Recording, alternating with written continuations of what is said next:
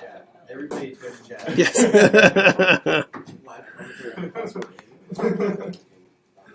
Anonymous. Make sure you don't log in. Right. Don't log in. I now know all your usernames. Yeah. Twitch.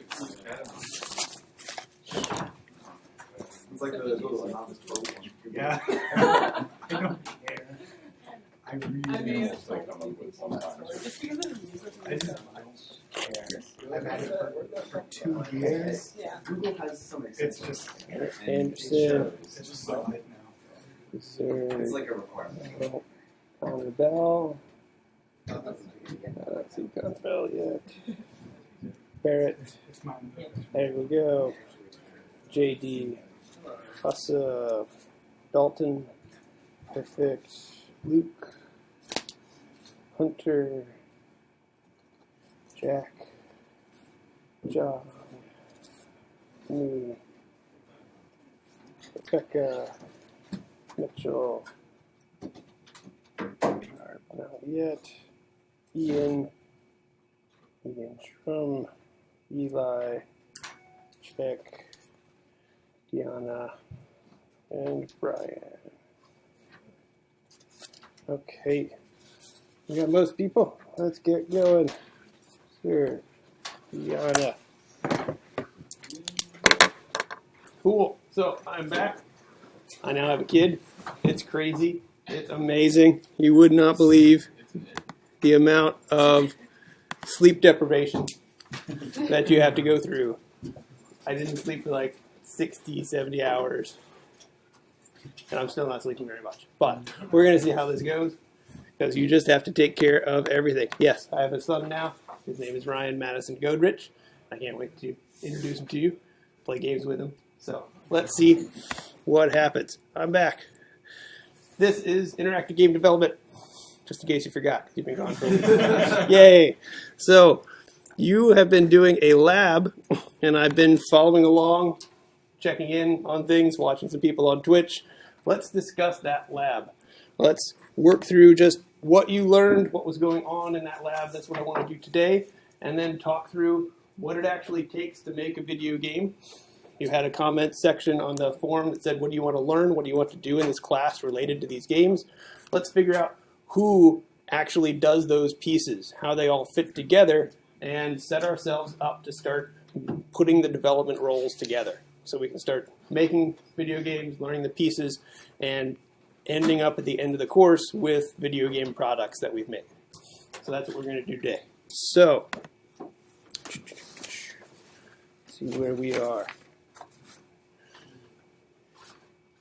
So let's first talk about Twitch.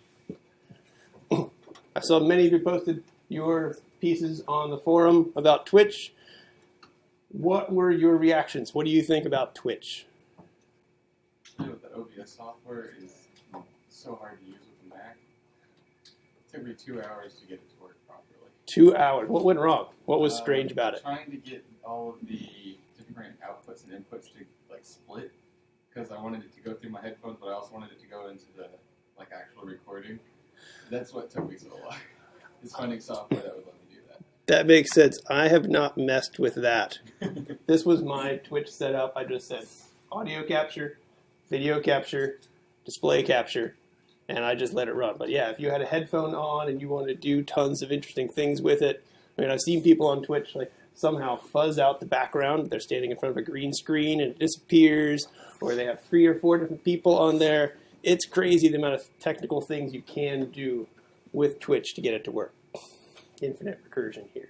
But other comments on Twitch. Let's talk about Twitch for a while, because you all went through that experience. Yeah, is there? It's annoying that you have to explicitly tell it to record what you're doing.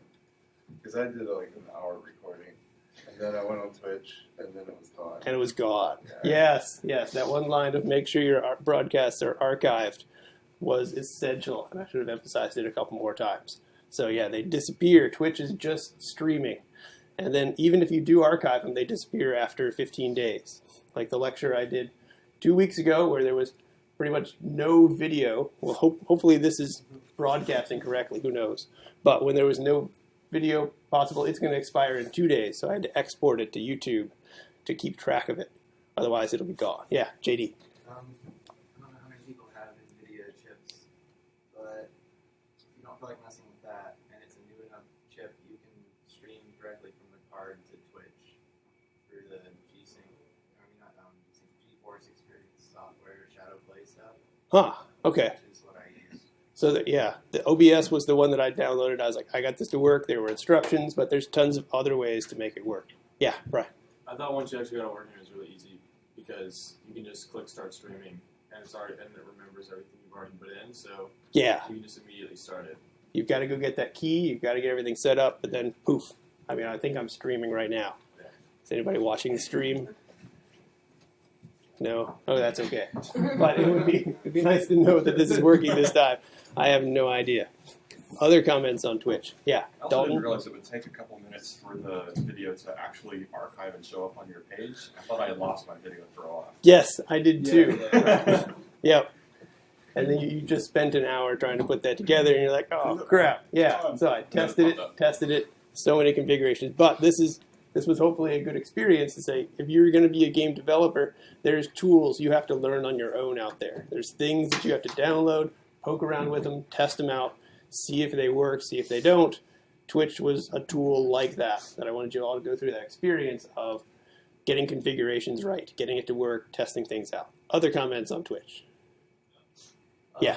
When I was recording, I had audio coming in from my web browser and my microphone, and the game audio was just 200% louder than what I was talking, so you couldn't hear me talk at all. It's just Yeah, it just overwhelms sometimes.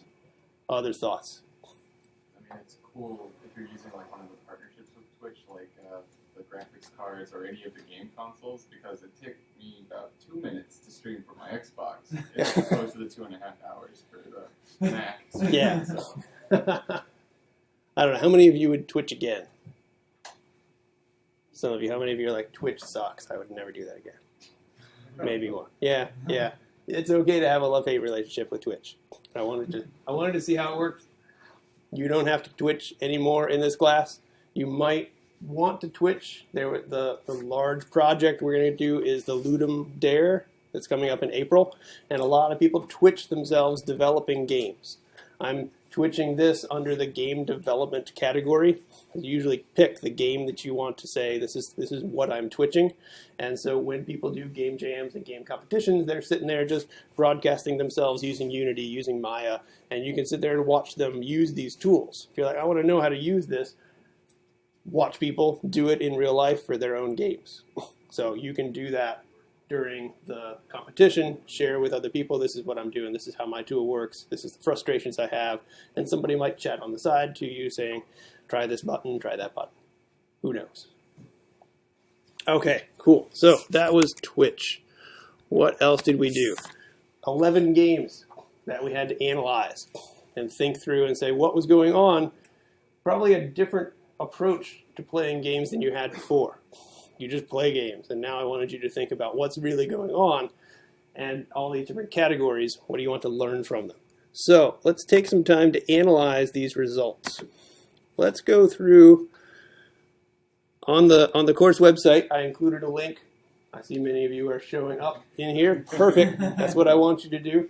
This is the results. I removed all your names from the submissions, but here is how you analyze these games. Let's do one together, and then we're going to divide up into groups and analyze the results. I want summarizations. I want to say, this is everybody's thoughts. Let's come up with one or two sentences or one or two words to describe the objective, the common theme that was found, the genre, resources, the procedure, the rule, and then what do we want to learn from this game. So let's talk about Dota 2. What is the objective of Dota 2? Kill and destroy.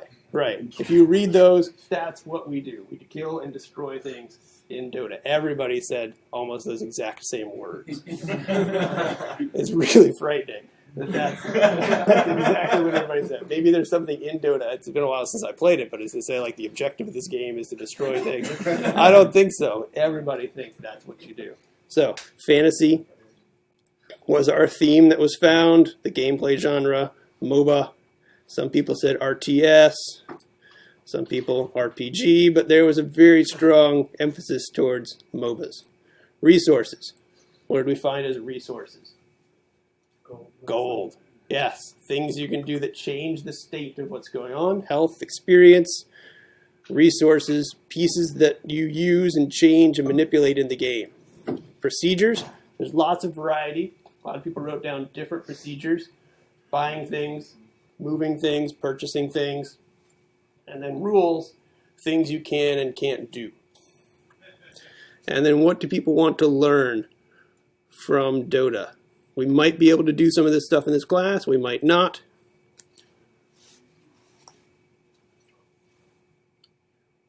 Animated motion, leveling system, complex mechanics, isometric perspectives, we might be able to talk about that.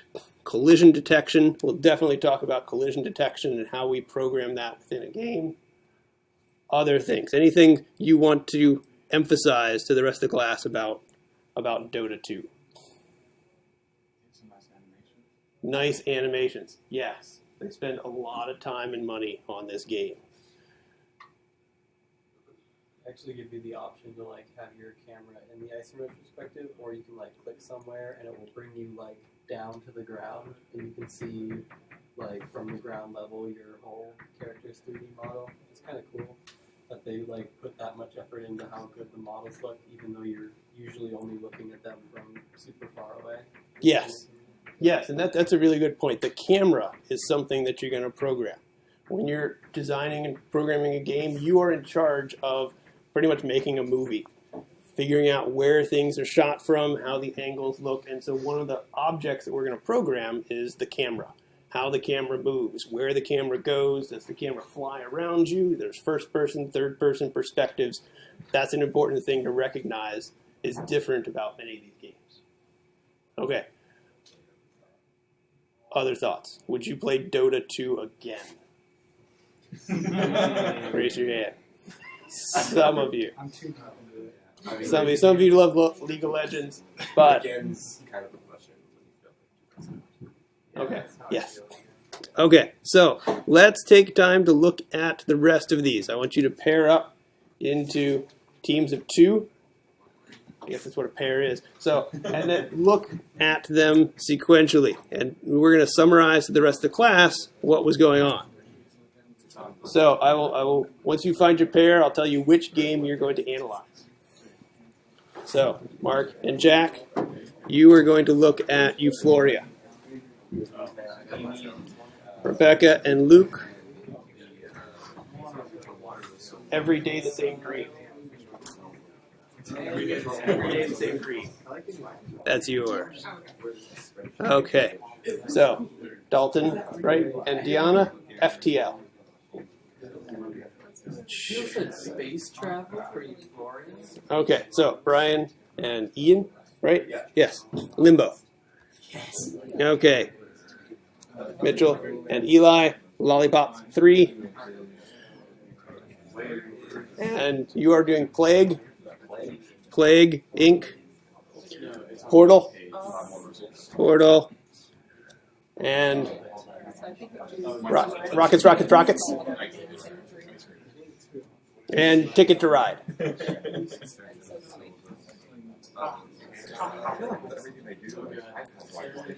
Being slow.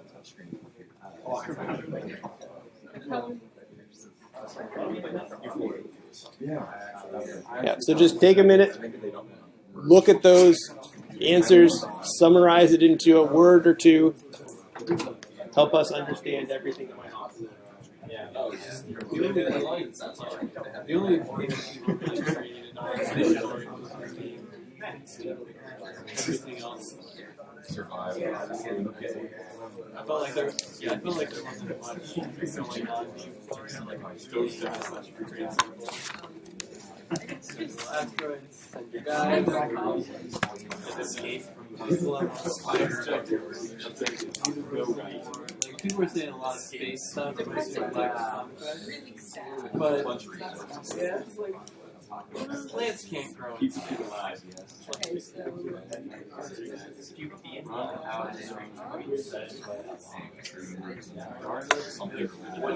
Well, anyway, it is kind of